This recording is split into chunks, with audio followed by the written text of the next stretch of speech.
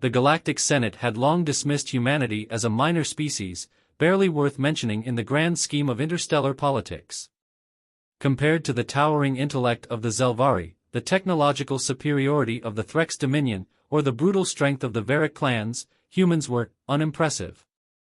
They lacked the psychic abilities of the Illith, the hive-mind coordination of the Choctari, and the biological adaptability of the Varnax.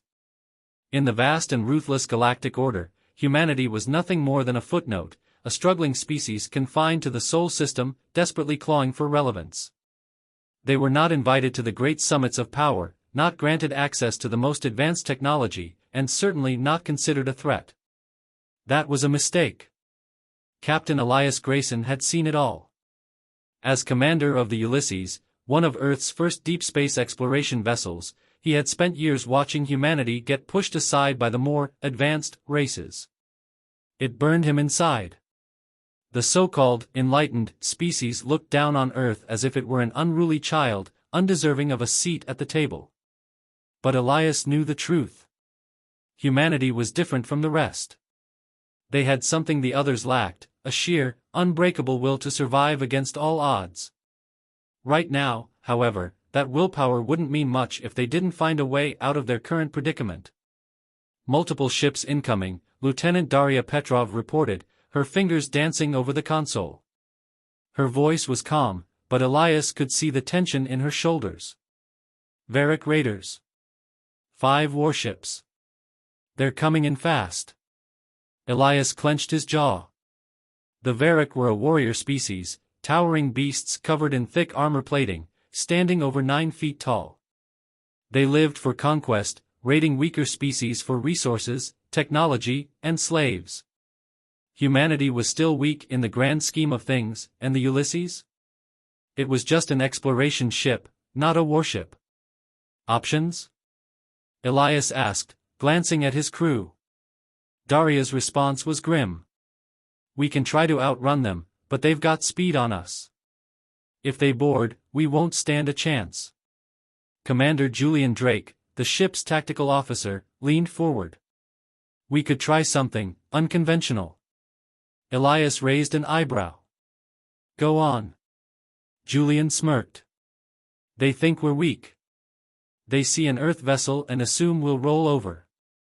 What if we make them think we want them to board? Daria's eyes widened. You're suggesting we let them come aboard and fight them on our turf? Exactly, Julian said. Humans may not be the strongest, but we're unpredictable. If we fight them like they expect, we lose. If we fight like us, like humans, we might just stand a chance. Elias felt a slow grin spread across his face. You're insane. Maybe. But we don't have a better option. The Ulysses powered down its engines, sending out a distress beacon. The Varick, eager for an easy victory, took the bait. Their warships latched onto the Ulysses like parasites, cutting their way into the hull. The moment the first Varick warrior stepped through, they found something they hadn't expected. Not fear. Not surrender. A trap. Hidden charges detonated, collapsing entire sections of the ship's corridors, separating the invaders from each other. The humans struck with ruthless efficiency, guerrilla tactics, ambushes, makeshift explosives. The Varick were larger, stronger, but they had never fought anything like this. They weren't facing prey. They were facing predators. Elias moved through the wreckage, his pulse pounding as he and his crew hunted the Varick through the darkened corridors. Every human on board fought like a cornered animal, like their lives depended on it, because they did. By the time the last Varick fell, gutted by a plasma charge, the invaders realized their mistake. Humanity wasn't weak. They were dangerous. Elias wiped blood from his face and looked at his surviving crew. Status? Daria grinned, bruised but victorious. We just took down 5 warships with an exploration ship, Captain. Julian let out a short laugh. I think we just sent a message. And they had. Humanity had been underestimated for too long. But now, the galaxy would learn a lesson it would never forget. Earth was no longer just another minor species. The underdogs were rising. And they would never be ignored again. The aftermath of the Ulysses' victory against the Varric raiders sent shockwaves through the galaxy. News of the battle spread quickly, carried by both sympathetic and neutral parties who had witnessed the incredible tactics humanity had employed. What had started as a small skirmish had quickly evolved into a symbol of defiance. Humanity had stood its ground against one of the galaxy's most fearsome species and won. But not all responses were the same. On Earth, the victory ignited a spark. The public, long relegated to the status of passive observers in the galactic arena, suddenly had a newfound sense of pride. The media broadcasts were filled with endless praise for the crew of the Ulysses, and the story of their triumph went viral. However, the political and military leaders of the major galactic powers were not as impressed. They saw this victory as an anomaly, an isolated incident that would not change the long-established order. The Threx Dominion, with its centuries of dominance, dismissed the humans as an anomaly, while the Zelvari Council merely chuckled, believing that humanity's brief spark of defiance would soon be extinguished. Yet, amidst the galaxy's indifference, there were those who had been paying attention. In the underground factions of the galaxy's fringe worlds, whispers began to grow louder. Rebel leaders from oppressed colonies, rogue traders, and mercenary groups who had long suffered under the iron grip of the Galactic Senate began to take note of humanity's victory. If the humans could stand up to the Varric, who, in the eyes of the galaxy, were one of the most fearsome warlike races, then perhaps they could help liberate others. One of these figures was Arya Clara, a former member of the Threx Dominion's elite military force, who had defected years ago after witnessing the horrors her people had inflicted upon weaker species. Now, living in exile, she had established a network of resistance groups scattered across the galaxy. Her eyes gleamed as she watched the broadcast of humanity's victory. "They've got fire," Arya muttered to herself. "And that fire is exactly what we need." Back on Earth, Captain Elias Grayson and his crew were not resting on their laurels. They had just pulled off the impossible, but they knew the galaxy wouldn't forget their defeat so easily. The Varric were furious. And now that their pride had been wounded, they would return, along with their allies, stronger than ever. The crew of the Ulysses was summoned to a secret meeting with the United Earth Defense Council. Elias, Daria, and Julian sat in the sleek conference room, their faces tense as the council members discussed the next course of action. "We've got reports of Varric warships mobilizing along the outer rim," General Mendoza said, his voice gravelly. "And they're not coming alone. There's a coalition of raiders, mercenaries, and other species ready to strike Earth. They think we're weak." Elias crossed his arms. "Then we show them what happens when they underestimate humanity again." But General Mendoza's face darkened. "We don't have the resources for a full-scale war. The Ulysses was a fluke. Earth's military forces are still rebuilding after centuries of stagnation." Julian's eyes narrowed. "We don't need a full-scale war. We need a rebellion." The room fell silent. Everyone turned toward Julian, who leaned forward, a fire burning in his gaze. "If we're going to survive out here, we can't rely on a few ships and outdated technology," he said. "We need allies. We need a coalition." Daria raised an eyebrow. "A coalition? With whom?" "Everyone," Julian said. "There are thousands of oppressed species out there, species who've been crushed under the weight of the Galactic Senate and its allies. The Varric aren't the only threat. There are countless others who are just waiting for a spark." Elias' voice was steady but resolute. "We give them that spark." As Earth's leaders began to strategize their next move, the first ripples of rebellion began to spread across the galaxy. On distant worlds, rebels and resistance movements began to mobilize. Hidden ships moved through the shadows, preparing for the inevitable conflict. One such ship, a stolen Varric warship piloted by a small group of human insurgents, slipped through the borders of the Threx Dominion, carrying a crucial message to the farthest reaches of the galaxy. "Humanity is rising," the encrypted message read. "Join us, or face the consequences. The time for peace is over." The seeds of rebellion had been planted. The galaxy had no idea what was coming next. But it was about to find out.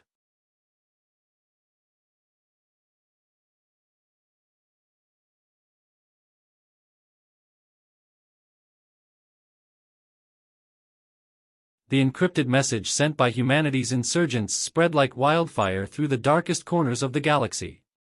To the Galactic Senate and its allies, it was nothing more than empty bravado from an insignificant species. But to the oppressed, the enslaved, and the outcasts of the galaxy, it was a beacon of hope. Rebel factions that had long suffered under the tyranny of the dominant empires began to stir. Underground movements, once fragmented and leaderless, started to coalesce around a single idea: if humanity could stand against the great powers of the galaxy, so could they. And so, the revolution began. Deep Space, the Hidden War Council. Captain Elias Grayson and his crew sat in a dimly lit chamber aboard an abandoned space station orbiting a dying star. Across from them sat some of the most wanted figures in the galaxy, leaders of rebellion groups, rogue traders, and warlords who had long fought in the shadows. At the head of the table was Arya Clara, the former Threx military officer turned resistance leader. Her piercing golden eyes studied Elias carefully, as if trying to decide whether he was the savior the galaxy needed, or just another fool who would get them all killed.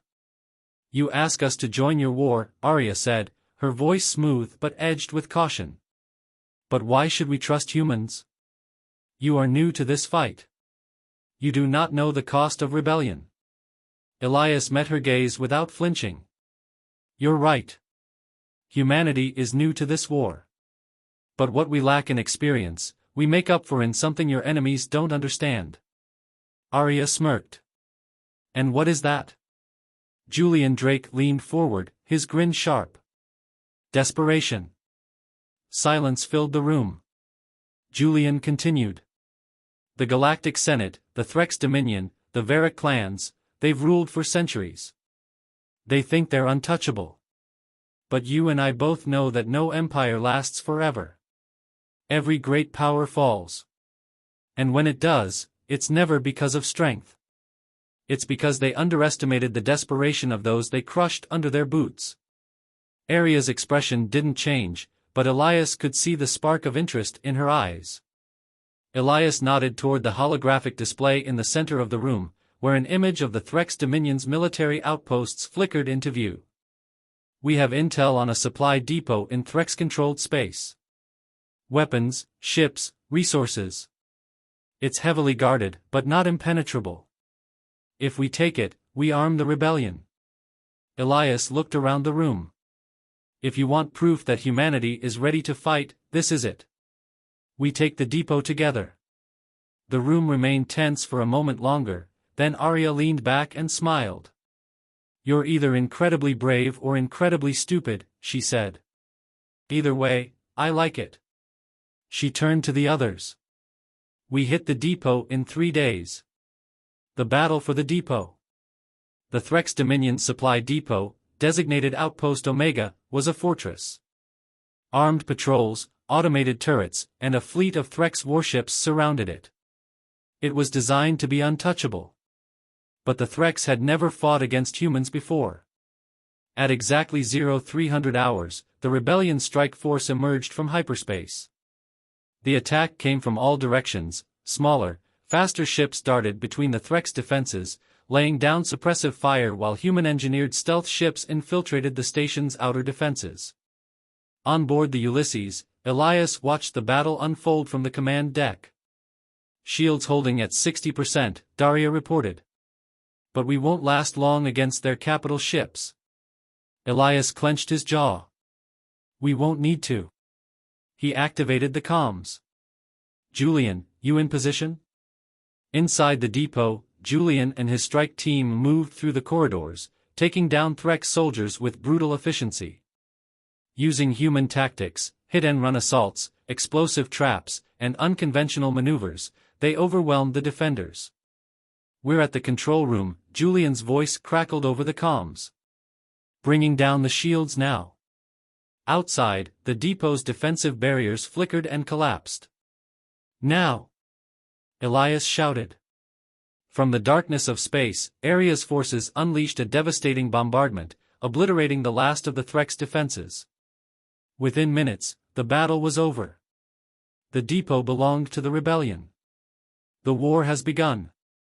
The successful raid on Outpost Omega sent shockwaves through the galaxy. For the first time, a major military facility of the Threx Dominion had fallen, not to another great power, but to a coalition of rebels and humans. The Galactic Senate could no longer ignore them. The Varric clans, humiliated after their previous defeat, demanded retribution. The Threx Dominion vowed to crush the uprising before it could spread. But it was too late.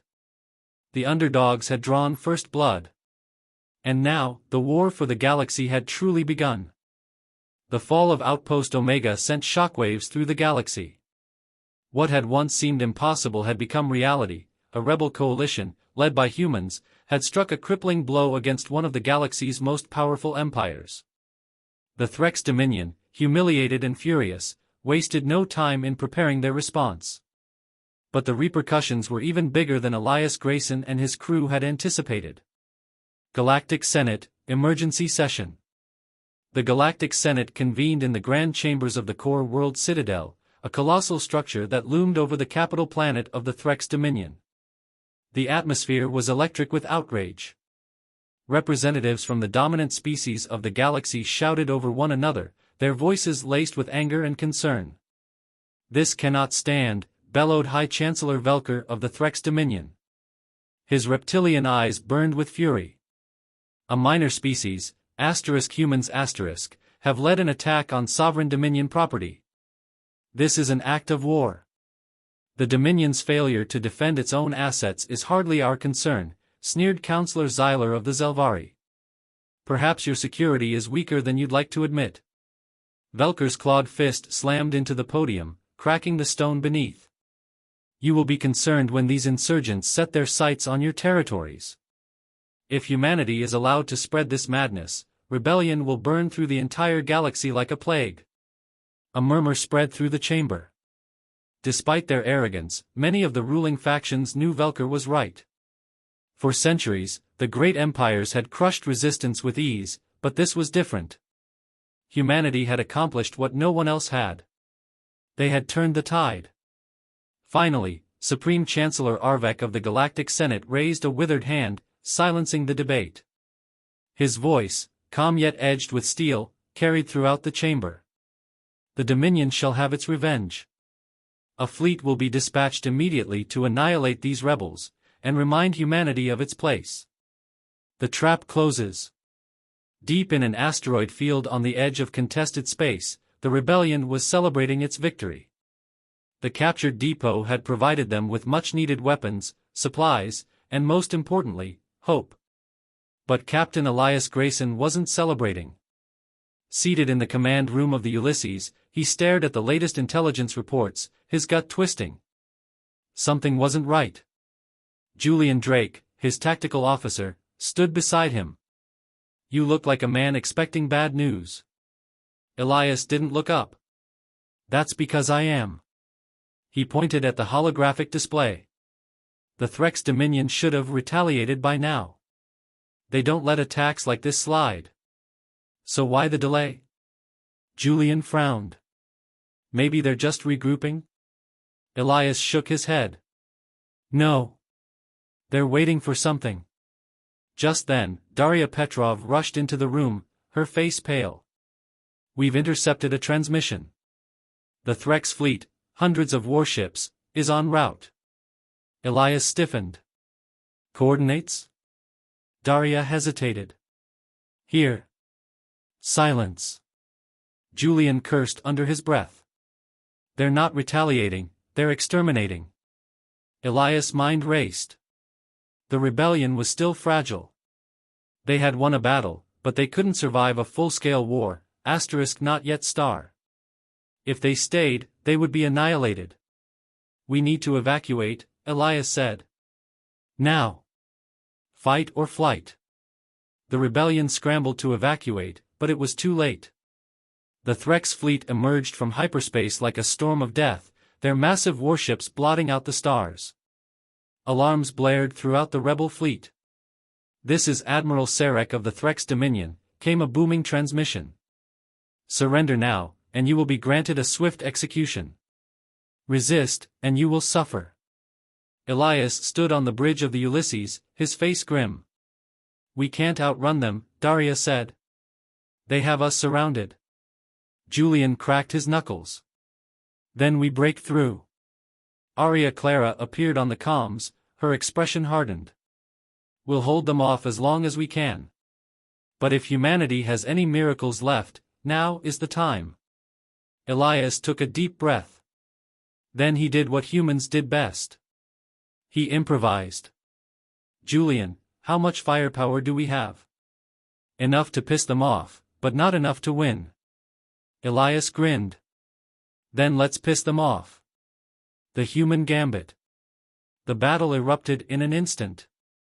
The rebel fleet, though smaller and outgunned, fought with terrifying ferocity. Human pilots executed reckless maneuvers that no Threx commander would have ever considered. Ships darted between the enemy lines, striking at weak points and using debris as cover. But it wasn't enough. One by one, rebel ships were obliterated. The Threx fleet was simply too large. On board the Ulysses, Elias watched as the battle turned against them. Think. Then it hit him.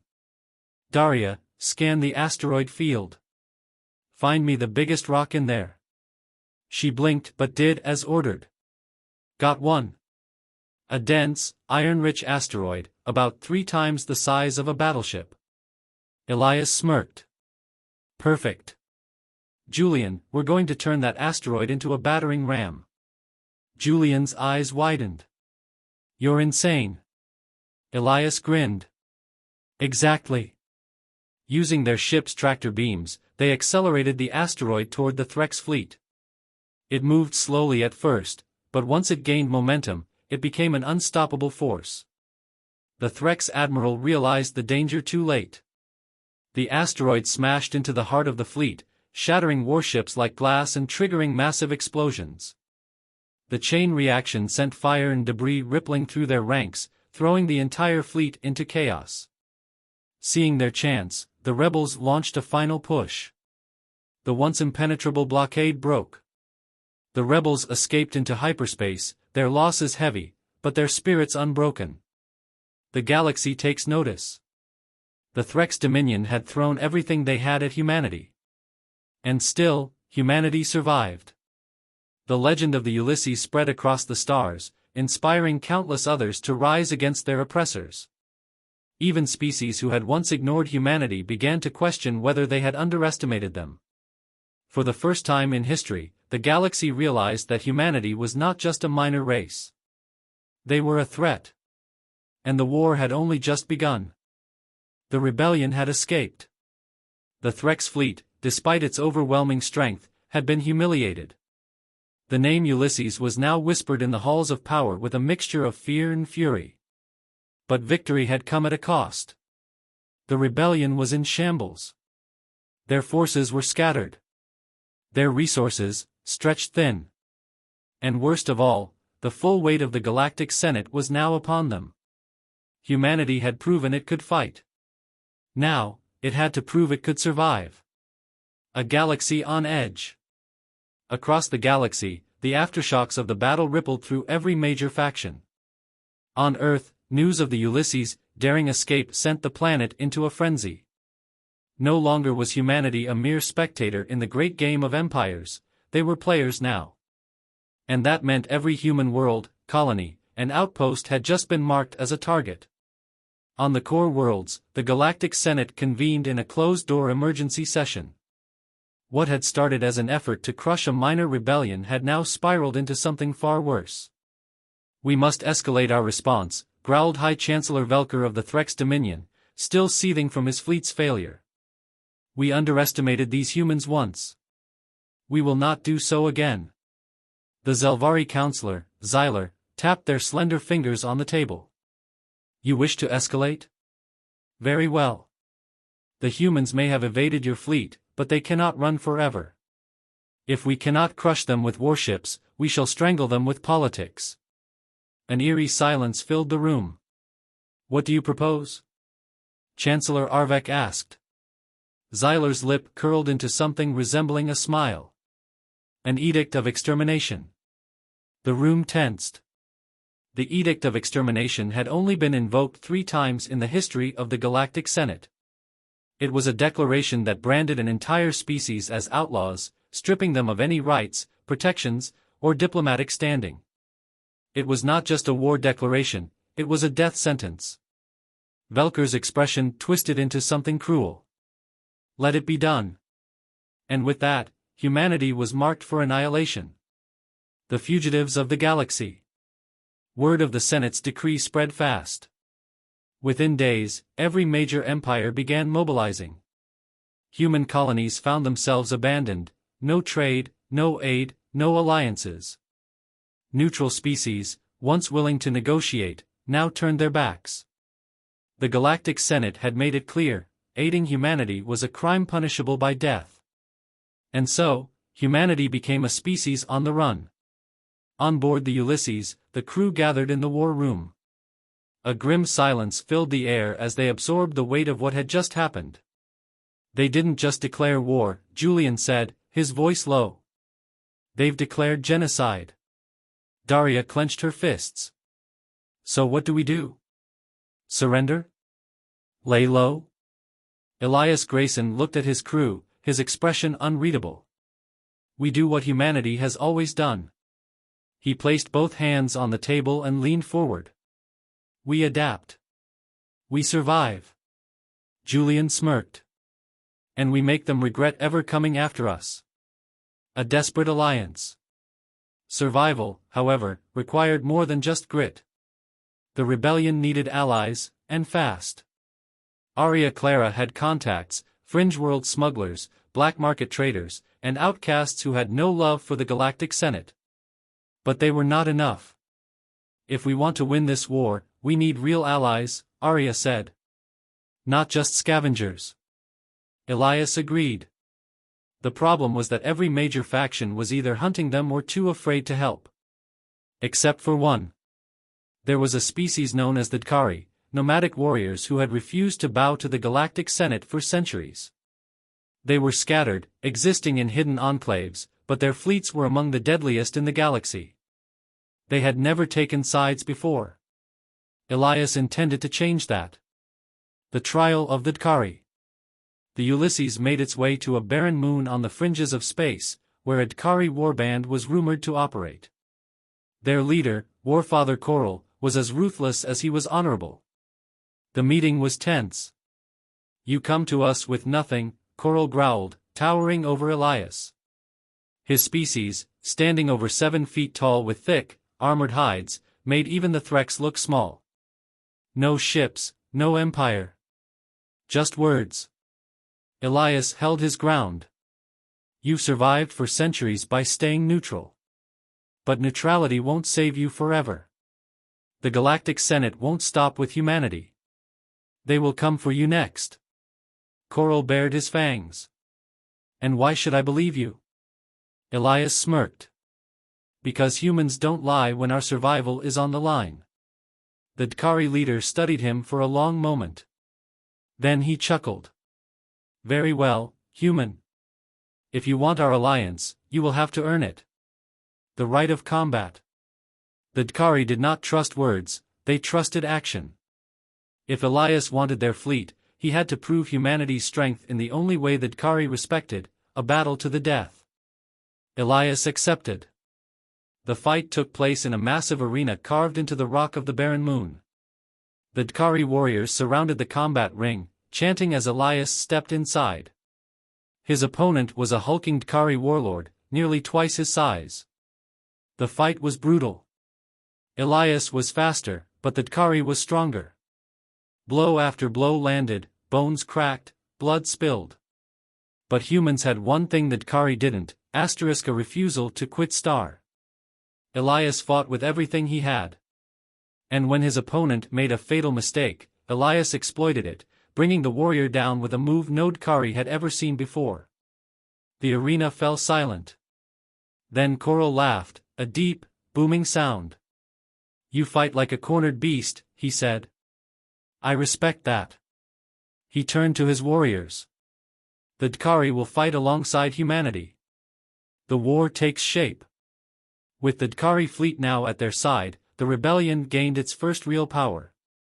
Humanity was no longer alone. But the Galactic Senate was still coming. And the final war for survival was about to begin. With the D'Kari fleet now pledged to humanity's cause, the war had entered a new phase. No longer were the rebels simply fighting to survive, they had the means to strike back. But the Galactic Senate was relentless. The Edict of Extermination had turned the entire galaxy against them. Every planet, every station, every outpost had been warned, harbor a human, and you will share their fate. The net was closing in. Elias Grayson knew that even with the D'Kari's firepower, they couldn't win a war alone. They needed to spread the fire. If humanity was to survive, the galaxy itself had to burn. The plan: turn the galaxy against the Senate. The rebellion's next move had to be more than just another battle. They needed something bigger, something that would fracture the unity of the Galactic Senate itself. On board the Ulysses, Elias gathered his war council. The D'Kari warriors stood among them, their eyes gleaming with battle hunger. The Senate has made us fugitives, Elias said. But their greatest weakness isn't their strength, it's their arrogance. Julian Drake nodded. They think they can hold the galaxy together through fear. What if we prove that fear isn't enough? Arya Clara smirked. You're talking about starting a full-scale revolution, aren't you? Elias grinned. Exactly. The plan was bold. Instead of fighting the Senate directly, they would turn its own subjects against it. The D'Kari had intelligence on numerous oppressed species, races that had long suffered under the Senate's rule but had never dared to rise up. Now, humanity would give them the push they needed. The liberation of Zaitara Prime. The first target was Zaitara Prime, a resource-rich industrial world under Threk's control. The planet's inhabitants, the Zaitari, were treated as little more than slaves, forced to labor in the factories that built the Threk's war machine. The rebellion's plan was twofold. 1. Infiltrate the planet and arm the Zaitari.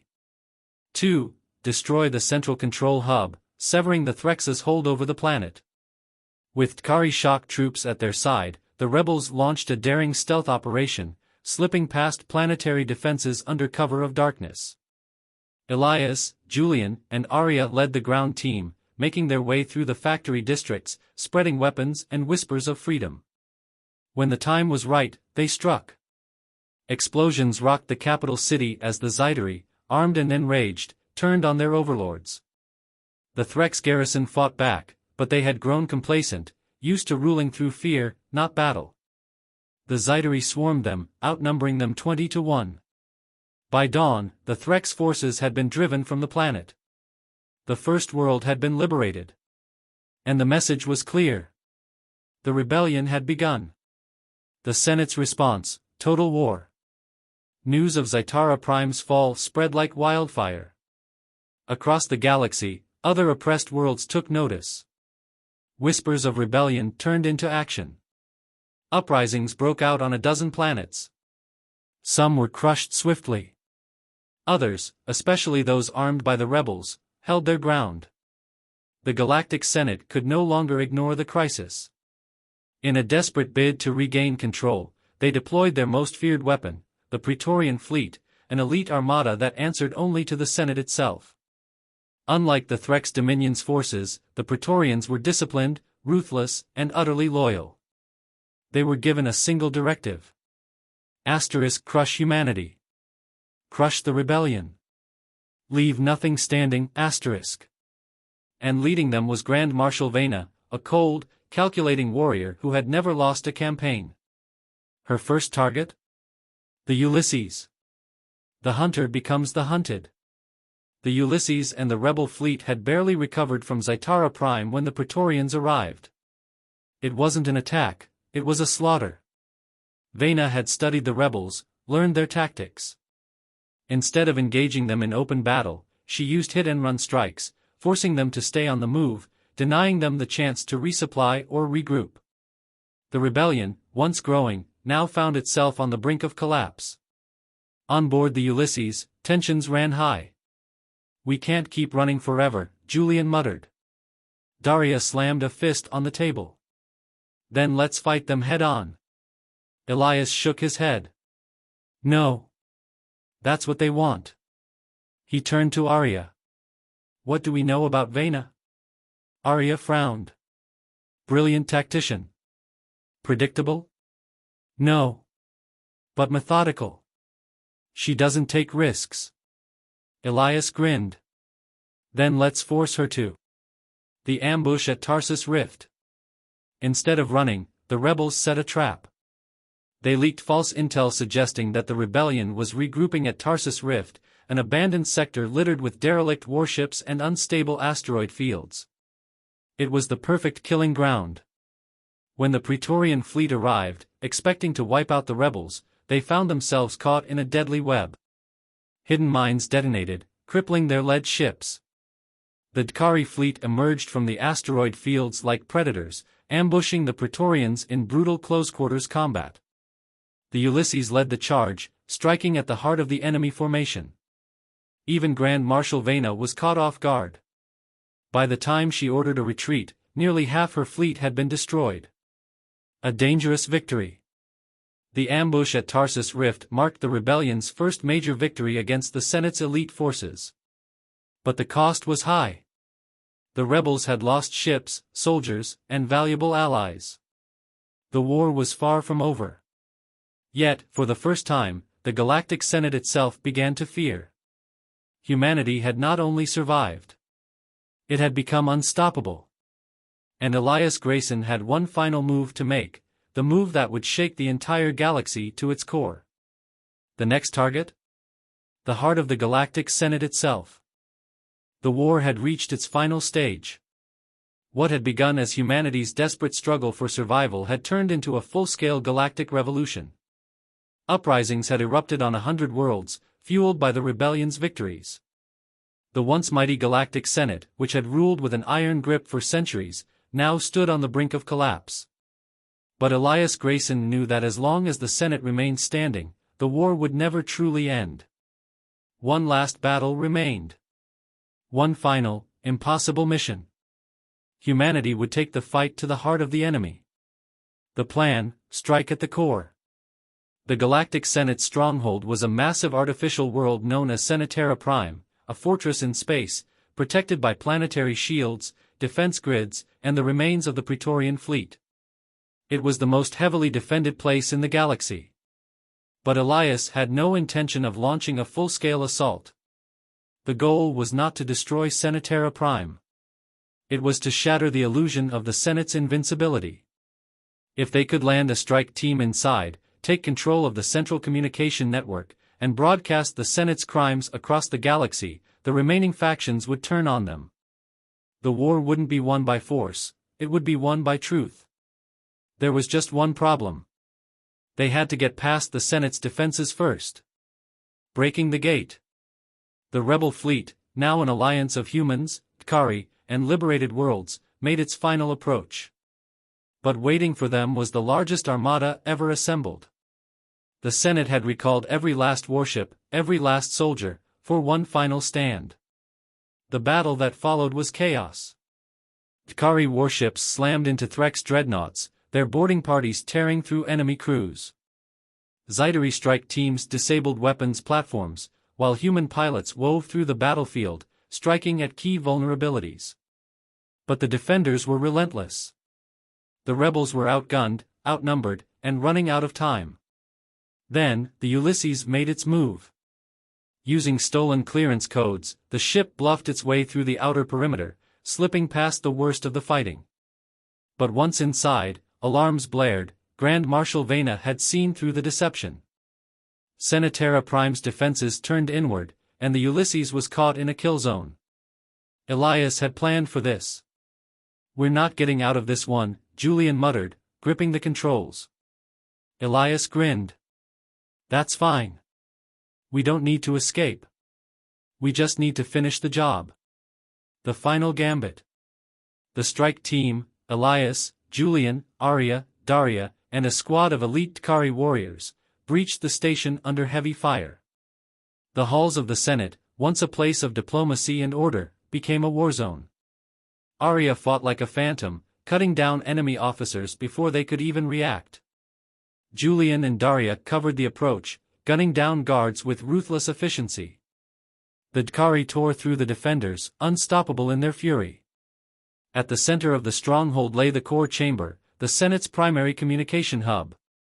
If they could reach it, they could broadcast their message to the entire galaxy. But waiting for them was Grand Marshal Vena herself. The last duel. Vena was no ordinary soldier. She was a product of the Senate's elite training, a warrior who had never been defeated. Elias met her in battle, and the fight was brutal.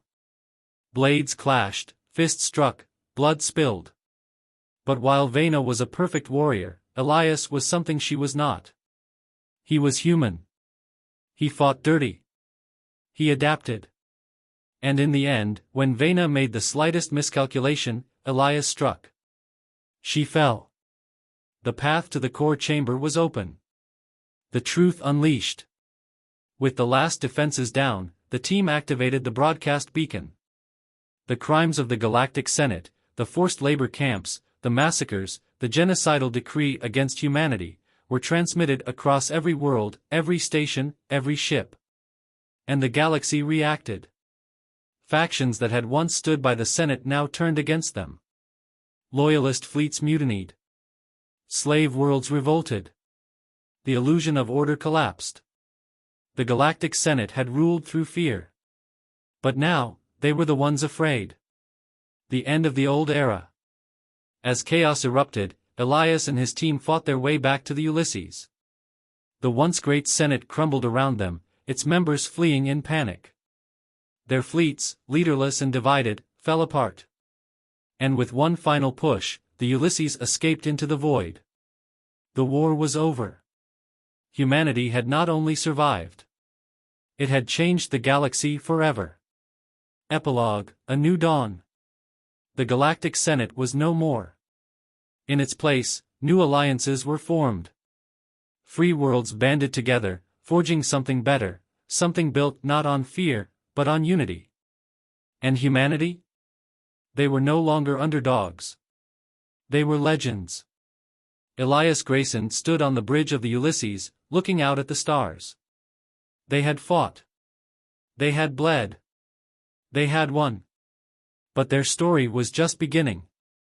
Because if there was one thing humanity had proven, it was that they would never stop rising.